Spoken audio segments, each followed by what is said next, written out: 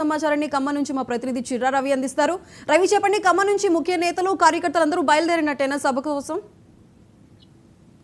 సుధా ఎప్పటికే ఏదైతే మొత్తం రైతోత్సవ సభకి దాదాపుగా ఉమ్మడి ఖమ్మం జిల్లా నుంచి 20,000 వాహనాల్ని సిద్ధం చేశారు. దాదాపు ఊరు వాడ పల్లె పట్టణాలు మొత్తం కూడా ఈ యొక్క జరిగింది. దాంతో పాటుగా ఇప్పటికే ఏదైతే మొత్తం నియోజకవర్గాలుగా సభలు జరిపి ఈ రోజు సభకి మొత్తం కూడా ప్రజలను తరలించే కార్యక్రమంలో పెద్ద ఎత్తున టీఆర్ఎస్ శ్రేణులు కదిలిస్తున్నారు. మనం చూస్తున్నాం ఏదైతే ఉదయం నుంచే దాదాపు గులాబీ జెండాలతోటి ప్రతి పల్లెలో ప్రతి చోట కూడా ఏదైతే నగరాల్లో కూడా ఏదైతే జెండాలు పట్టుకుని కార్యకర్తలు మొత్తం కూడా వరంగల్ సభని విజయవంతం చేయడం కోసం టీఆర్ఎస్ కార్యకర్తలు ప్రధానంగా నాయకులు పెద్ద ఎత్తున వరంగల్ సభ కదులుతున్నారు.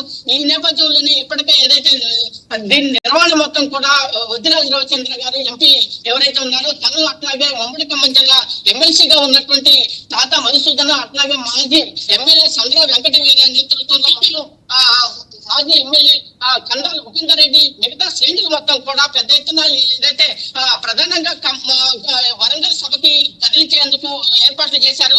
దాంతో పాటుగా ఏదైతే కొత్తగూడెం జిల్లాలో భద్రాద్రి కొత్తగూడెం జిల్లాలో ఉన్నటువంటి రేగా కాంతారావు మాజీ ఎమ్మెల్యే, అట్లాగే దాంతో పాటుగా అహిత్య ఎల్లుండి ఎమ్మెల్యే రాఘవ మిగతా సంబంధించినటువంటి మొత్తం ఉమ్మడి ఖమ్మం జిల్లాలో ఉన్నటువంటి శ్రేణులు మొత్తం కూడా కలవడానికి ఇప్పటికే భారీ వాహనాలు మొత్తం కూడా 20,000 వాహనాలు సిద్ధం చేశారు. ఆ కార్యకర్తలు మొత్తం కూడా జెండాలు గులాబీ జెండాలతోటి మొత్తం కూడా వాహనాలను ఏ గ్రామానికి ఎవరెవరు ఇన్ఛార్జీలు కూడా నియమించుకొని మొత్తం కూడా ఏదైతే వరంగల్ సభను సక్సెస్ చేయడం కోసం ఏదైతే కేసీఆర్ గారు ఇచ్చినటువంటి టార్గెట్ కన్నా దాదాపు ఉమ్మడి జిల్లాకి ఇచ్చినటువంటి టార్గెట్ కన్నా మాకు ఎక్కువ వాహనాలు కూడా కొరత ఉన్నది. అట్లాగే ఎక్కువ మంది రావడానికి ప్రజలు సంసిద్ధంగా ఉన్నారు.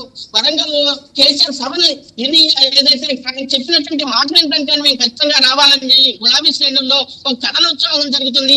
అట్లాగే గులాబీ శ్రేణుల్లో ఉన్నటువంటి అనేక మంది నాయకులు, కింది స్థాయి నాయకుల కాడి నుంచి గ్రామ స్థాయి నుండి ఒక రాష్ట్ర నాయకుల దాకా పెద్ద ఎత్తున ఒక జోష్ నింపింది.